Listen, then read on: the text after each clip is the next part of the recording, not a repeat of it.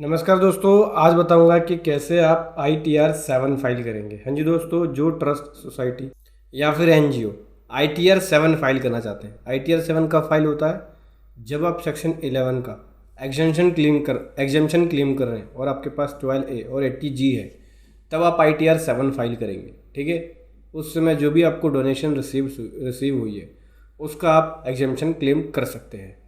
ठीक है, तो चलिए बताता हूँ कि आज की वीडियो में कैसे ITR-7 फाइल होगा, पूरा प्रोसेस आपको बताने वाला हूँ। तो सबसे पहले क्या काम करेंगे, फाइल पे जाएंगे और इनकम टैक्स रिटर्न पे जाएंगे और यहाँ करेंगे download pre filled data. Pre filled data download इसलिए कर रहे हैं क्योंकि ITR-7 को फाइल करने का ऑप्शन ऑनलाइन नहीं आया है अभी। ऑफलाइन यूटिलिटी एक्सेल यूटिलिटी के थ्रू आपको फाइल करना होगा, उसके लिए आपको प्री फिल्ड डेटा की ज़रूरत पड़ेगी। इसीलिए प्री फिल डेटा डाउनलोड कर रहे हैं। प्री फिल डेटा में कुछ बेसिक इन्फॉर्मेशन होती है जो पहले से फिल होती है, बस उसको हमें डाउनलोड करके एक्सेल यूटिलिटी में इंपोर्ट करना होता है, जहाँ पे हमें बेसिक इन्फॉर्मेशन भरने की ज़रूरत नहीं होती है। तो चलिए, ये मैं 26-27 मैंने ले लिया, डाउनलोड पे क्लिक कर दिया, प्री फिल डेटा डाउनलोड हो गया। उसके बाद यहाँ से लॉग आउट कर देंगे और यहाँ से आ जाएंगे होम पेज पे। होम पेज पे आने के बाद आपको डाउनलोड पे आना है और डाउनलोड पे आने के बाद देख सकते हैं असेसमेंट ईयर 26-27 सेलेक्ट है, यहाँ पे ITR-7 पे आ जाएंगे। ये एक्सेल बेस यूटिलिटी है, इस पर क्लिक करके इस यूटिलिटी को डाउनलोड कर लेंगे और कर लेंगे ओपन। तो देख सकते हैं मैंने ये एक्सेल यूटिलिटी कर लिया है ओपन। ये होम है और ये पर्सनल इन्फॉर्मेशन का होम पेज है। अब जो डाटा मैंने डाउनलोड किया था प्री फिल डेटा, उसको यहाँ इम्पोर्ट करेंगे। देखिए इम्पोर्ट प्री फिल, इस पर क्लिक करना है, ओके करना है। फिर डाउनलोड सेक्शन में जाके यहाँ से मैं प्रीफिल को ओपन करूँगा। ठीक है, इस एक्सेल यूटिलिटी के अंदर कई बार बहुत सारी प्रॉब्लम होती है, जो जब भी हम फाइलिंग करते हैं तो वो एरर आता है। जैसे कि अभी मैंने प्रीफिल डेटा इंपोर्ट कर रहा हूँ तो एरर आ रहा है, यहाँ पे डेट उठा लिया इसने, डेट ऑफ बर्थ, बाकी और चीज़ें इसने उठाई नहीं है। तो क्या करना होगा, आप अगर इस तरह की प्रॉब्लम आए तो आपको ये सारी चीज़ें जो है ना मैनुअल फिल करनी पड़ेंगी, जैसे name, PAN number, address, date of incorporation, state, ये सब मैनुअल फिल करना होगा। ठीक है, तो चलिए बता देता हूँ कि मैनुअल फिल कैसे करेंगे और कैसे मैनुअली ये फिल करके सारी शीट भरेंगे और ITR-7 को प्रिपेयर करेंगे। लेकिन उससे पहले बताना चाहूँगा, जो भी लोग हमारी पेड प्रोफेशनल सर्विसेज लेना चाहते हैं ITR-7 की फाइलिंग के लिए, तो उसका लिंक वीडियो के डिस्क्रिप्शन में मिल जाएगा, वहाँ से जाके आप पेड प्रोफेशनल सर्विसेज ले सकते हैं। ठीक है, तो पर्सनल इन्फॉर्मेशन सबसे पहले यहाँ पे नेम फिल करना होगा, पैन नंबर, और यहाँ पे आ जाएगा डेट ऑफ फॉर्मेशन या इनकॉर्पोरेशन डेट बोल सकते हो। स्टेटस यहाँ से आप सेलेक्ट करेंगे, AOP है, लोकल अथॉरिटी है या कंपनी है, उसके अकॉर्डिंग यहाँ पे आएगा। फिर यहाँ पे एड्रेस आपको सेलेक्ट कर लेना होगा अपना। ठीक है, फिर उसके बाद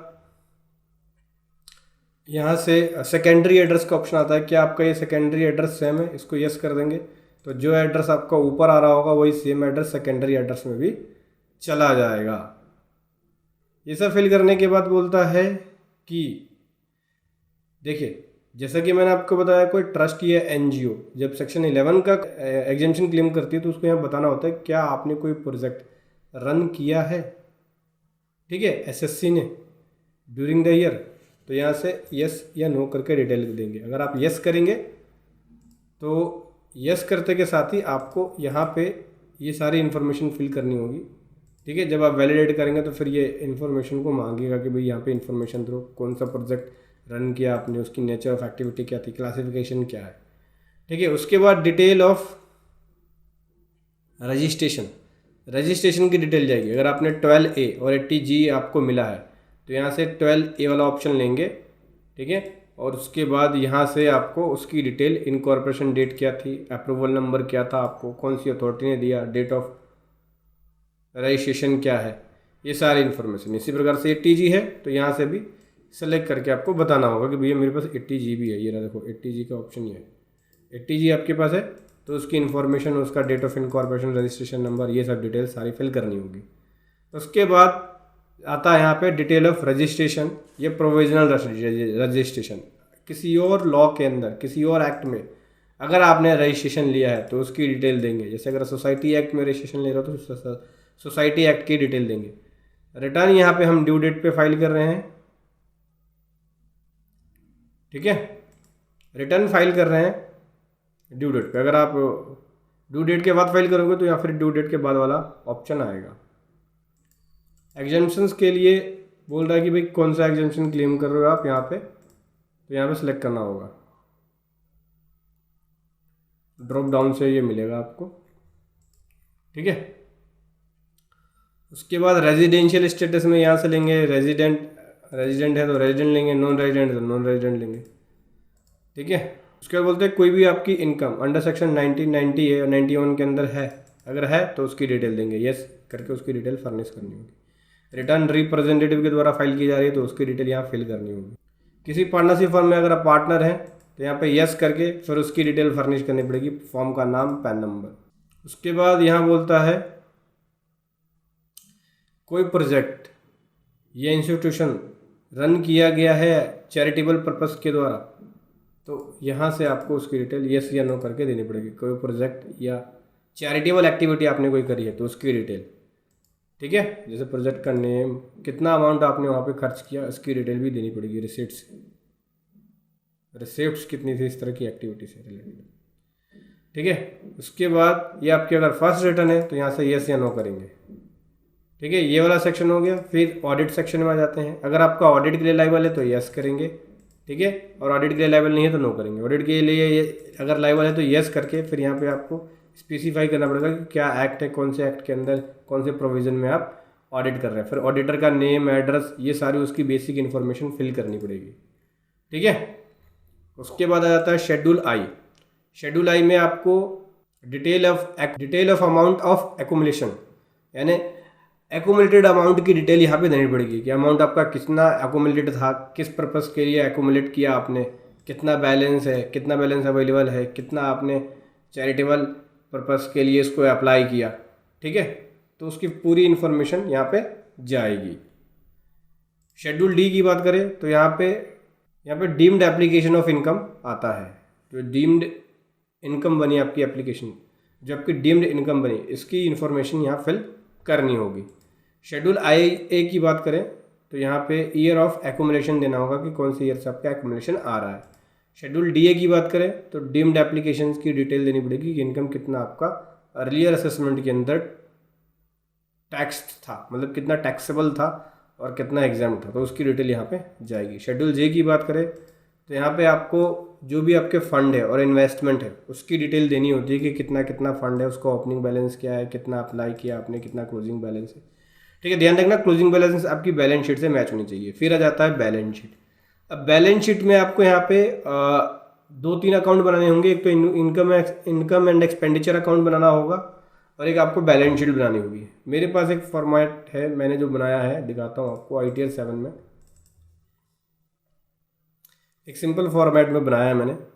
ये देख सकते हैं, ये है बैलेंस शीट और देन ये है इनकम एंड एक्सपेंडिचर अकाउंट, ठीक है। सो यहाँ पे आ जाएंगे। देखिए बैलेंस शीट के अंदर बात करूँ तो यहाँ पे बैलेंस शीट में जो आपका फंड है, ठीक है, जो आपका कॉर्पस फंड है उसकी डिटेल आप यहाँ देंगे, कितनी कॉर्पस फंड है, कितना आपका बैलेंस फंड है। जैसे कि अगर मैं इस बैलेंस शीट की बात करूँ तो इस बैलेंस शीट में देख सकते हैं ये हमारा कॉर्पस फंड है, ये कैपिटल अकाउंट भी बनेगा, इतना हमारा फंड है, कैपिटल का जो बैलेंस है, ठीक है। इसी प्रकार से आपको यहाँ पे और कोई आपकी अगर कैपिटल्स है या सोर्स ऑफ फंड है उसकी डिटेल आप यहाँ देंगे। ऐसे ही कोई लोन एंड बोरिंग्स है उसकी डिटेल्स, कोई फिक्स एसेट्स है उसकी डिटेल्स, इन्वेस्टमेंट है, करंट एसेट्स है, कैश और बैंक का बैलेंस भी यहाँ पे शो करना पड़ेगा, लोन एंड एडवांस।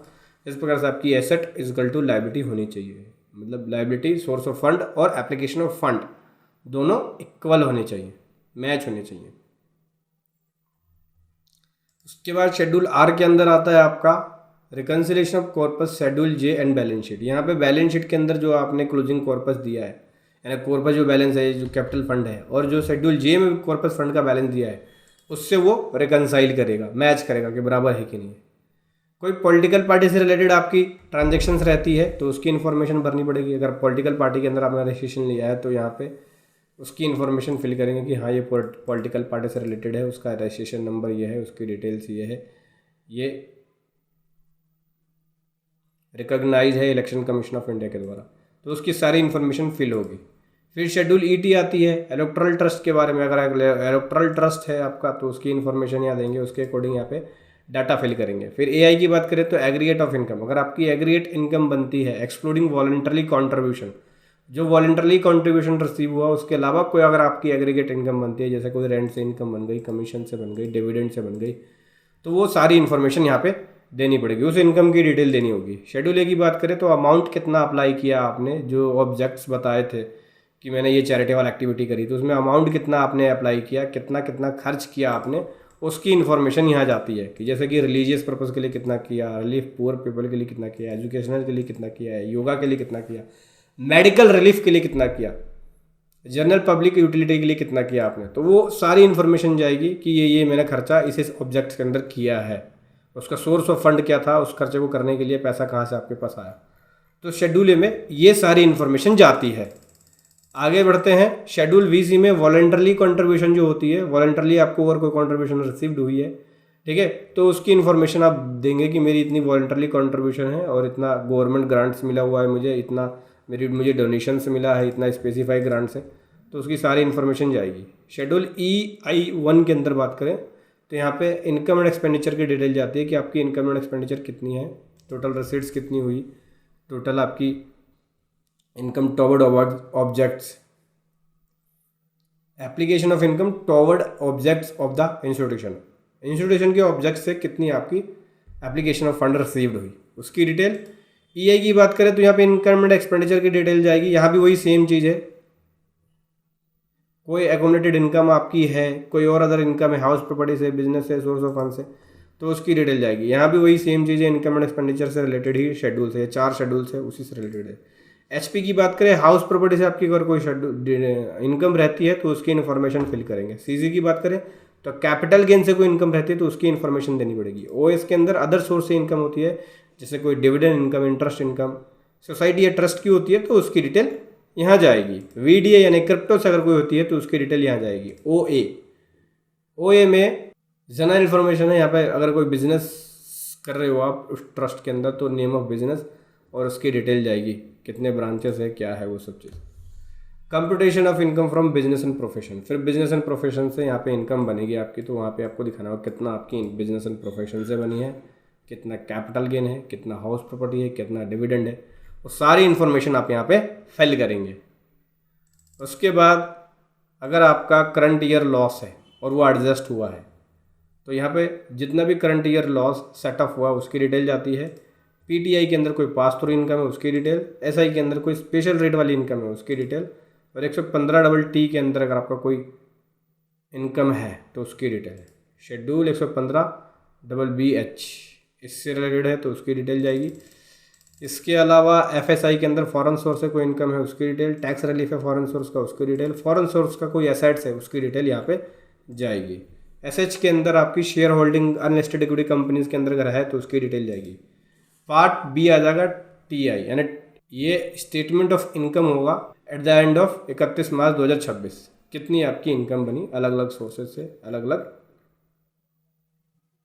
इनकम से, तो उसकी डिटेल यहाँ पे दिखेगी।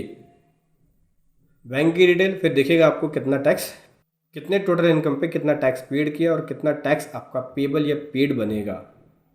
TI के अंदर टैक्स की पेमेंट की डिटेल, TCS अगर कटा है तो इसमें आएगा, और TDS वाले शेड्यूल में। फिर आ जाएगा वेरिफिकेशन, ठीक है, यहाँ पे वेरिफिकेशन देखे उसके बाद जब ये सारी टेबल्स को भर लेंगे आप तो उसको करना होगा वैलिडेट। जैसे ही वैलिडेट कर लेंगे सारे शेड्यूल्स, वैलिडेट होने के बाद आपको कुछ नहीं करना, सिंपल होम पेज पे आना है, PI पे आएंगे, पर्सनल इन्फॉर्मेशन, और यहाँ पे वैलिडेट पे क्लिक करके जनरेट ज्यूएशन पे क्लिक कर देंगे। ज्यूएशन फाइल जनरेट होगी, ज्यूएशन फाइल जैसे ही जनरेट होगी उस ज्यूएशन फाइल को आपको इनकम टैक्स की साइट पे आना है, लॉगिन करना है।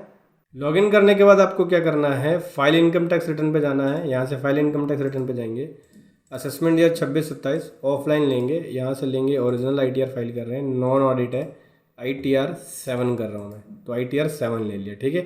ITR 7 लेने के बाद ऑफलाइन यूटिलिटी ले लिया, ITR 7 ले लिया। अभी कंटिन्यू करूँगा, यहाँ पे मैं उस JSON फाइल को अटैच करूँगा और फिर जाके उसकी फाइलिंग शुरू कर दूँगा।